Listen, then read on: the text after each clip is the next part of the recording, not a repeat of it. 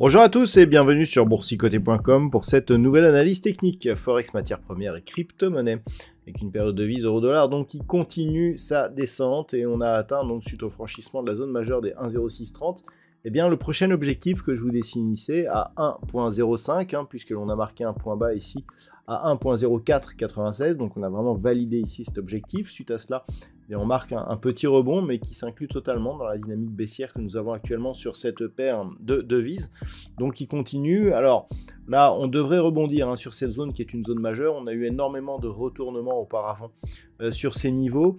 Si cette zone venait à céder, on aurait 1,0360, puis potentiellement un retour possible ici sur d'autres niveaux tels que 1,0250 mais globalement eh bien ça serait un signal de retournement majeur. Vous voyez que lorsque l'on est remonté ici on était sous la zone de parité. Lorsque l'on est remonté depuis je dirais que l'on avait refranchi cette zone ici à la fin de l'année 2022, on était dans un range moyen long terme entre cette zone justement des 1.05 et un niveau ici proche des 1.12. Donc le fait que l'on revient ici tester cette zone, pour l'instant ce n'est pas fait. Vous voyez qu'on a eu énormément de retournement dessus. Par contre, si on cassait celle-ci, eh bien effectivement le signal sera important. Donc c'est vraiment un niveau à surveiller. En cas de rupture, donc objectif 1.0360. Puis si on rebondit, eh bien d'un point de vue moyen terme, ça ne changera rien. On restera donc à l'intérieur de ce range. D'un point de vue court terme, il faudrait au minimum repasser au-delà des 1.0730 pour avoir une neutralisation de cette dynamique baissière, sachant qu'un retournement interviendrait sur une rupture de cette zone ici de point haut proche des 1.0940. Sur la paire de devises livre sterling contre dollar américain, on revient là aussi sur une zone de retournement potentiel, la zone ici des 1.2610. On a cassé ici le point bas intermédiaire proche de cette zone des 1.2680 sur la séance du jour. Là aussi, on a une accélération et puis un rebond. On le voit clairement sur cette bougie. Au niveau des indicateurs, on reste tout de même dans une dynamique baissière. Donc globalement, je dirais qu'on est toujours dans une poursuite de mouvement. On avait ici un mouvement relativement, je dirais, progressif qui évolue bien ici sous la moyenne mobile 20 exponentielle. Et là, on a une accélération depuis la rupture de cette zone des 1.2870. Donc cet objectif des 1.2610 était attendu. En cas de rupture, eh bien, ça sera la zone suivante des 1.2520 qui fera figure d'objectif. Mais globalement, on sera potentiellement là aussi sur un signal de retournement majeur qui interviendrait sur rupture de cette zone ici, de point bas. Donc pour l'instant, on n'y est pas encore. Donc on est toujours dans un mouvement baissier d'un point de vue court terme. On le voit ici, on longe la bande de Bollinger inférieure. Et pour repasser au moins dans une zone de neutralité, il faudrait repasser au-dessus des 1,2870, ce qui veut dire que tant que l'on est en dessous, on reste dans un biais donc baissier. Sur l'or, nous sommes toujours dans une configuration ici de consolidation. Hier, je vous indiquais que la cassure ici des 2603 $ l'once nous donnait comme objectif la zone 50,61,8.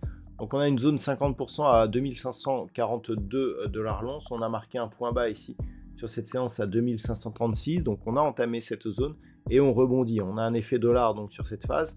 Au niveau des indicateurs, toujours baissier. On le voit ici au niveau des histogrammes du MACD. Et aussi du RSI, les volumes nous montrent aussi une certaine conviction dans ce mouvement.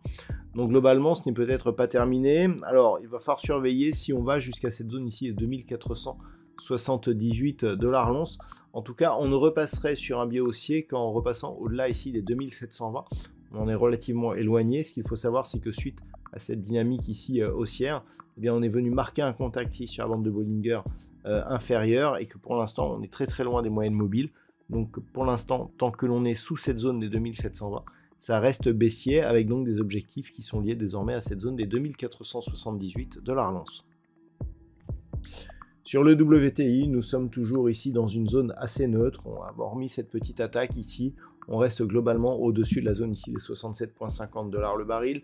Zone de point haut 77,50, donc 10 $ de range ici pour le prix du baril sur cet actif. on est globalement neutre, hein, on le voit même d'un point de vue moyen-long terme.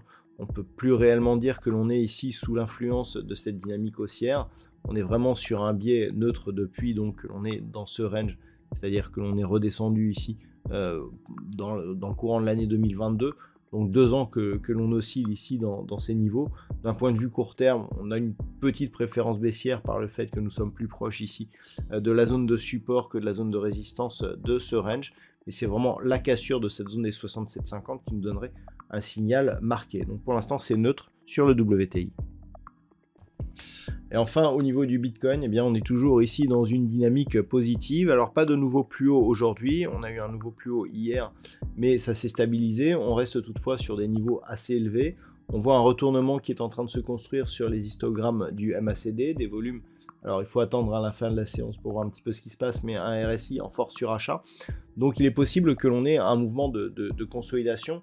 Alors, d'un point de vue technique, hein, globalement, tant que l'on est au-dessus de cette zone ici des 74 000 $, 73 800 $ pour un Bitcoin, on peut considérer que l'on est haussier. On a toujours cette moyenne mobile 20 exponentielle qui évolue sur un niveau très proche de la zone d'objectif ici que nous avions à 77 800 $ pour un Bitcoin.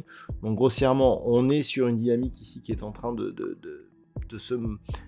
s'inscrire et qui est relativement forte.